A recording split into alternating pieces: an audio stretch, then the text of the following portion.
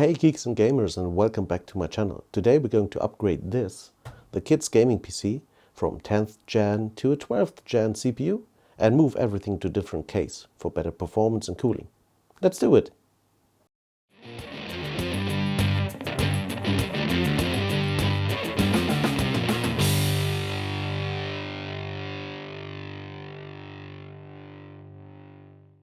Alright, thank God the Zotac is very easy to take apart. It was just a matter of some thumb screws, and here we have the 3070 salvaged, the 1TB SATA SSD, and a 480 GB NVMe drive from Corsair. Those are some parts we will need, but we can't reuse the RAM, as the Zotac had ZODIMM DDR4 RAM, and we're going for DDR5 with a 12th gen Intel CPU, also an i7. Let's quickly go over the new components and the new case, shall we? As already mentioned, we are going to use the Zotac RTX 3070 from the old machine, likewise the storage, a MP510 M.2 drive, and a 1TB Crucial 2.5 SSD.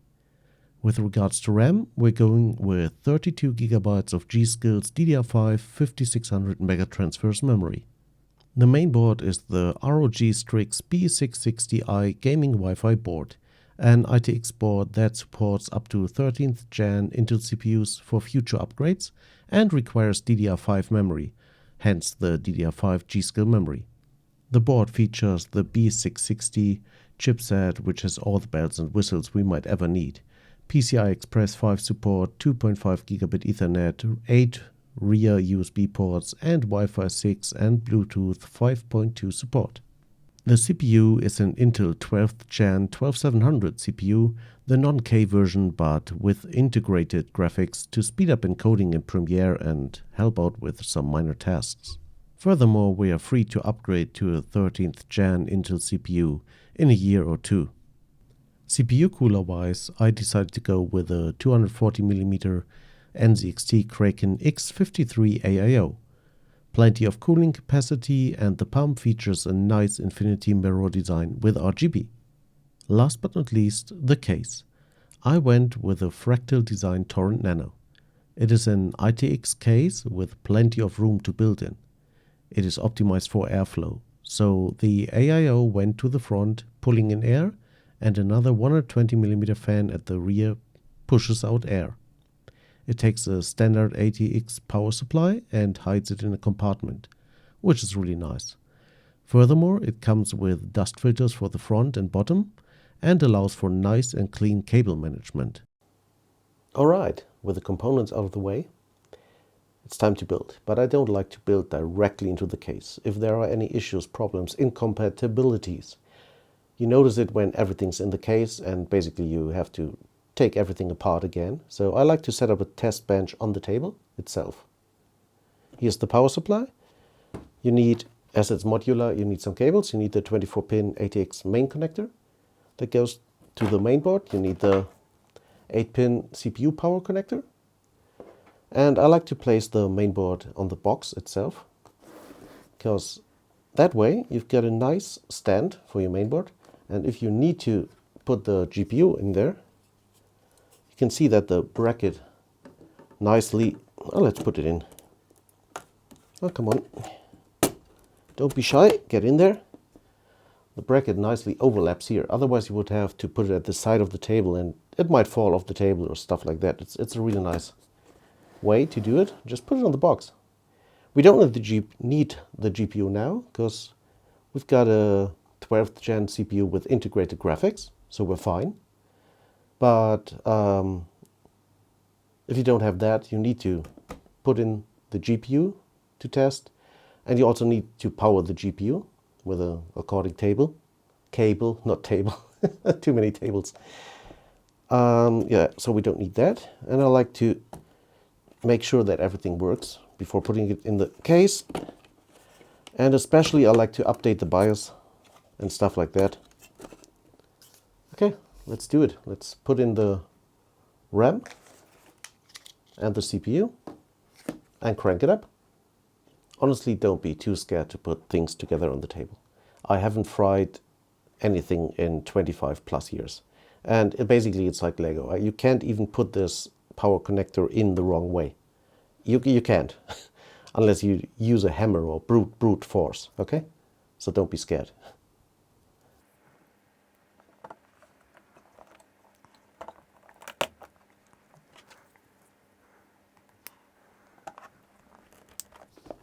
Okay, power connectors are in. And with regard to cooling, we're going to use the integrated, the heat sink and spreader. God damn, the cooler, the cooler that comes with a 12700 in this box, because it's the boxed version. We're going to add the AIO later in the case. I don't want to put that up here at the moment. Yeah. Okay, when it's all set up, it should look somewhat like this. Important stuff: 24-pin RTX connector, 8-pin CPU connector, cooling installed, and powered. Make sure to read the manual. I've got it on the screen behind me to put it on the CPU fan header, not the pump fan header or whatever. Make sure the RAM is seated properly. You've got an output, in this case directly to the mainboard, because we've got the integrated GPU, and attach a keyboard mouse. I've used this cheap Logitech keyboard touchpad combo. Really nice for work like this. Then you can crank it up and kickstart it with a screwdriver, if you're brave. Let's see if it starts and we get a display output on this monitor over there. Let me try to find the pins I need to shorten. Okay, I just double checked with the manual. Where to find it? Let's see. Oh god. Oh, here we go. It's spinning. Let's see if the capture card where I'm putting the HDMI to works.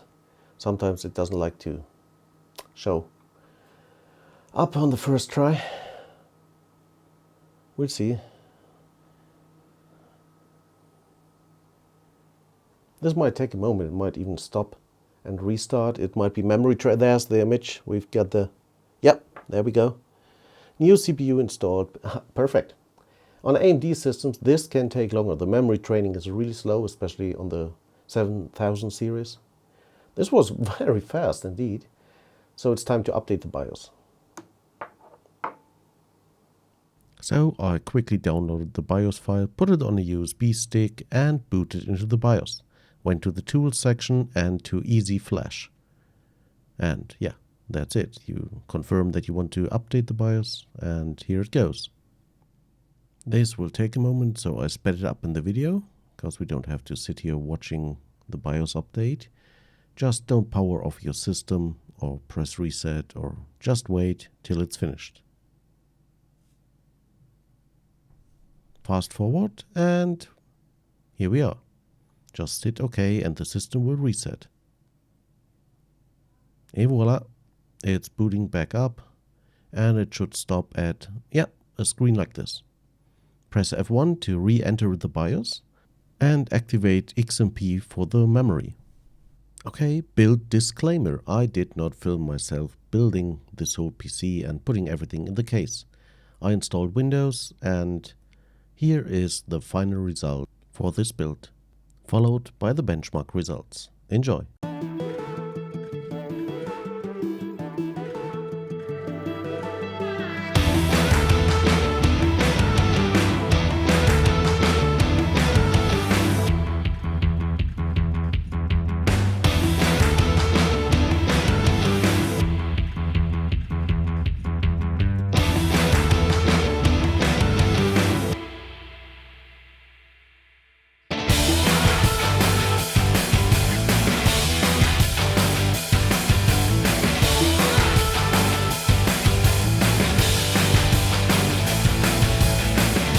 Okay, now it's time to take a look at the benchmark results and see what kind of uplift we gained from going from a 10th gen CPU to a 12th gen.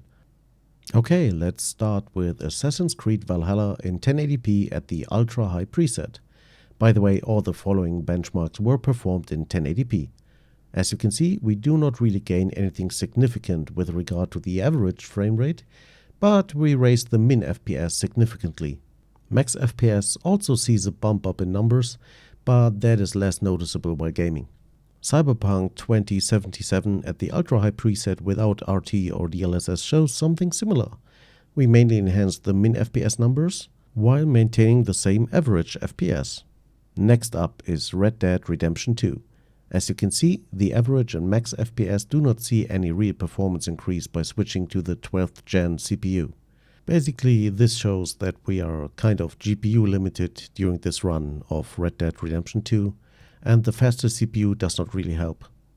This also seemed to be the case for the two games before, Cyberpunk and Assassin's Creed. So was this a useless upgrade? Nope, it wasn't, as the next benchmarks will prove.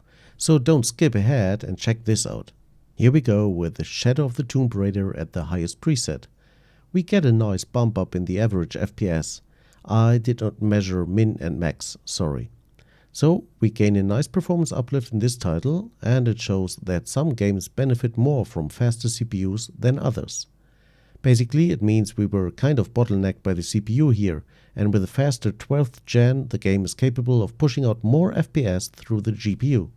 Now let's take a look at Wolfenstein Youngblood in the Riverside benchmark at the Mein Leben preset, though the results for LabX are very similar.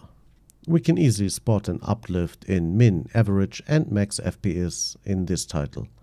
The faster 12th gen CPU clearly pushes more frames here, and the 10th gen CPU was not able to saturate the 3070 fully. The last game I tested was Hitman 3 on Dubai and Dartmoor. Both maps stress CPU and GPU alike, one by all the particles, the other one by all the avatars moving around.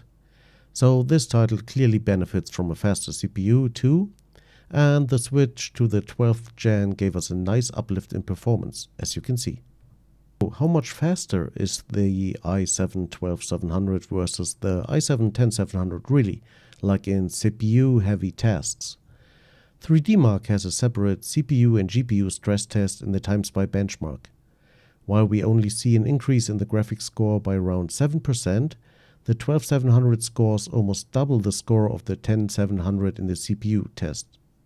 This is impressive and shows how well the 8 performance cores with a total of 16 threads plus 4 efficiency cores work together, and also the generational uplift you can get.